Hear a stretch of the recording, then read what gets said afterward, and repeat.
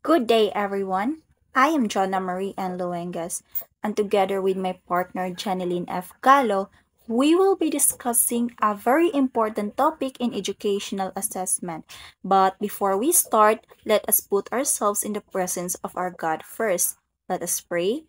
In the name of the Father, of the Son, of the Holy Spirit. Amen. Lord, we thank you for this opportunity to learn and to gain new knowledge. Guide us throughout this discussion so that we may understand our lesson clearly. This we ask in your name. Amen. In the name of the Father, of the Son, of the Holy Spirit. Amen.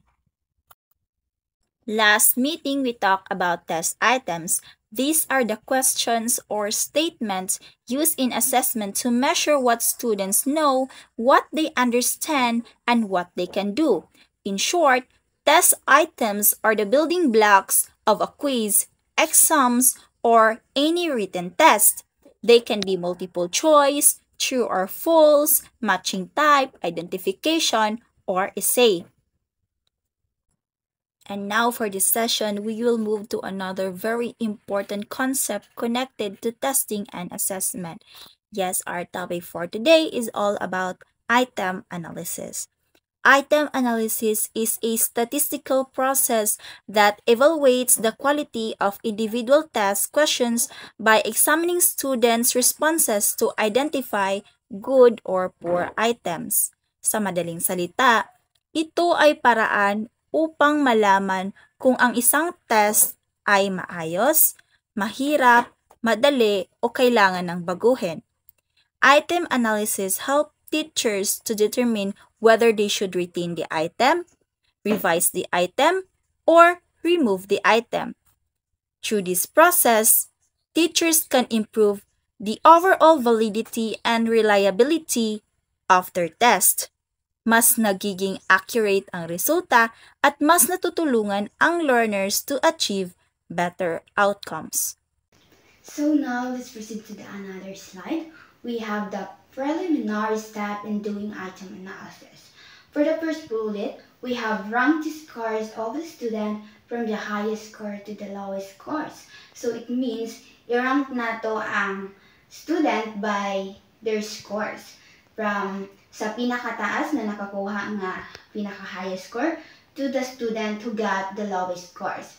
Second, select and identify the top 27% performing group and the bottom 27% performing group from the total takers. So, mukuha sa og 27% na student na nakakuha sa upper group or mga nakakuha og highest scores and 27% sa mga student na nakakuha og lowest scores.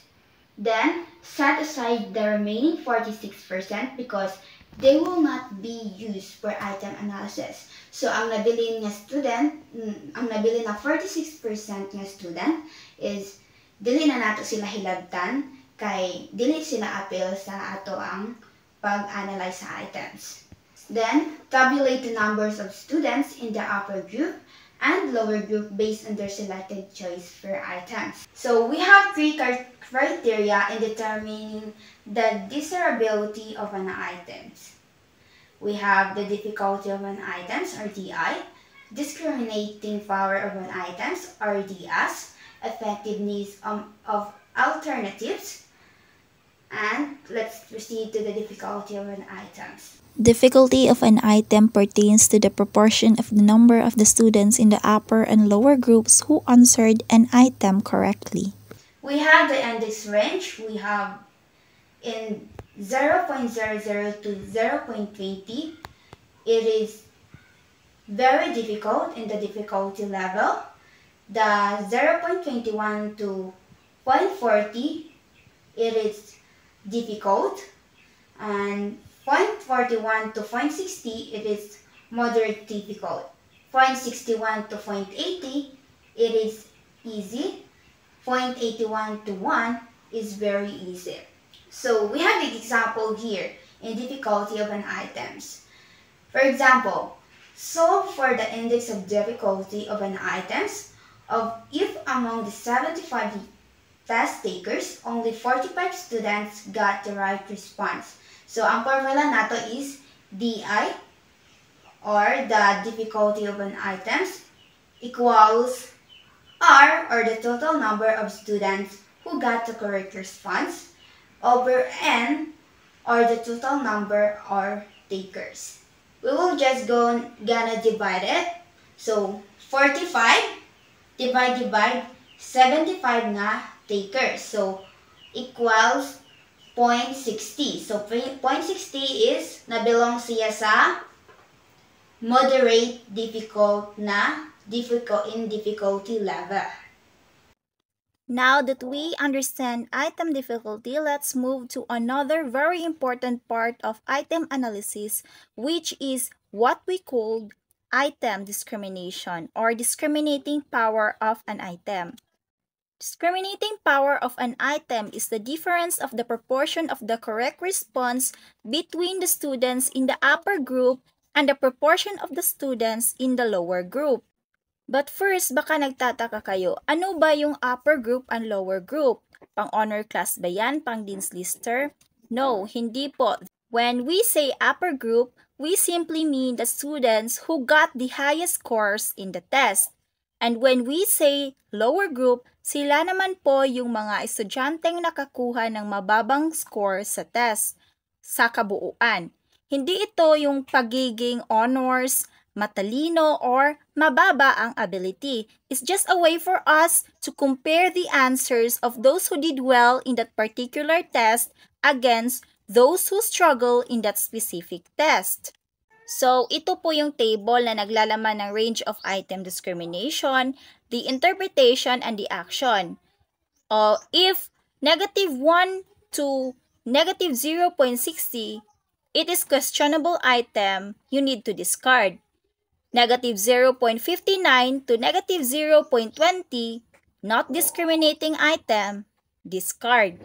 Negative 0.19 to 0.20, it is moderately discriminating item, revise.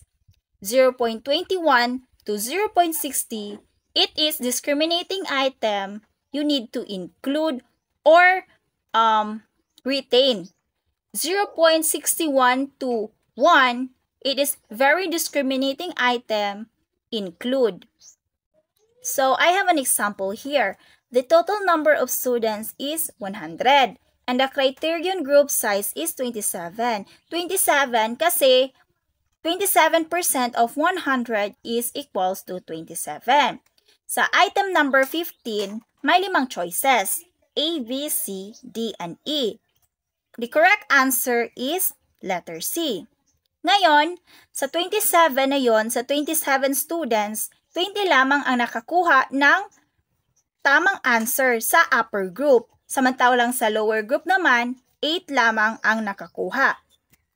So, here's the formula sa pagkuha ng discriminating power of an item. DS is equals to PU minus PL divided by N, where PU is the proportion of the number of students in the upper group who got the correct response. PL naman is the proportion of the number of students in the lower group who got the correct response. And N is the group size. So, here's the solution. DS is equals to PU minus PL divided by N or group size. 20 minus 8 divided by 27. 20 minus 8 is equals to 12, and 12, i-divide mo siya sa 27. And ang answer ani is 0.44. So, the interpretation of 0.44 is discriminating, and the action needed is imo siyang i-include. Dili nimo siya i-revise or i-discard. So, if upper group is greater than lower group, positive ang discrimination.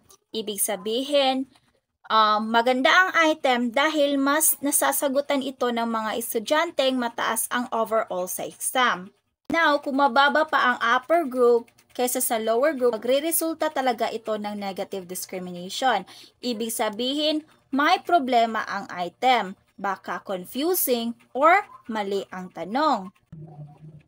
Now, Kapag equal ang upper group at saka lower group, magre-resulta ito ng zero discrimination. Ibig sabihin, hindi nito naiiba kung sino talaga ang nakakaintindi at hindi. The item does not distinguish between high and low performance.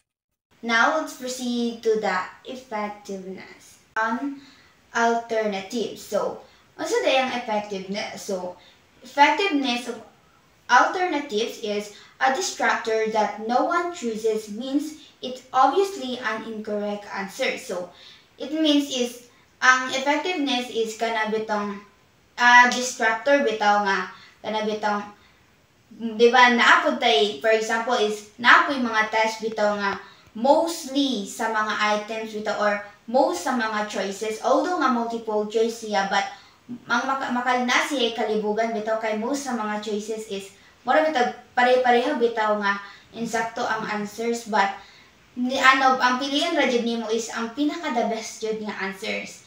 So, a good items must have a distractions that attracts more people than the lower group than those at the upper group. So, otherwise, it is considered as ambiguous item. So, ang kuanan ni is kanang dapat jud ko no is kanang naatay kanang maglibog natay mga distractions bitaw para maging effective ang ato ang test item. So ang applicable lang sa like possibility and we have the plausibility.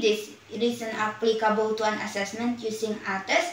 It is to determine the extent which the option distracts the focus of the learners on the correct answers and persuade to other options. So daghang option bitaw sa imong himuong test is makuan mga effective siya kay daghan siyang options. So, uulitin ko po test item is the process of checking test items to see if they are effective or not.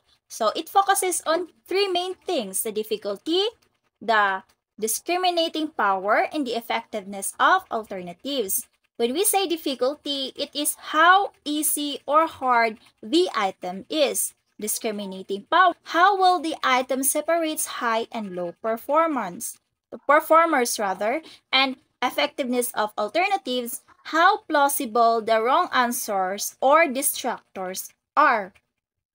Why is it important to conduct an item analysis? So, item analysis is very important because it helps teachers to identify which test items are effective and which needs improvement by analyzing items by difficulty and difficulty level and discriminating power and effectiveness of alternatives. So, teachers can improve the quality of assessment and make better instructional decisions by using the item analysis. So, ang item analysis is dako jud nga tabang for the teachers so that makahimo sila og kanang or para ma-improve nila ang ilahang test or ang ilahang assessment and also para maibaw-an nila og asa dapit ang dapat pang or asang items ang need nimo nga i-revise or asang items nga dili pwede or rejected nga items. So, meron kaming ginawang acronym for item analysis.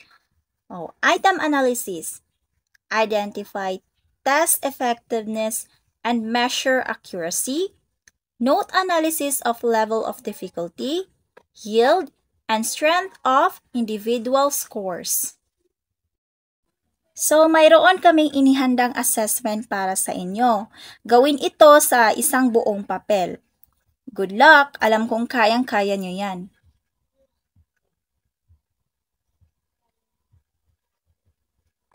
And that concludes our discussion on item analysis. Thank you very much for listening, and I hope you learned something new today.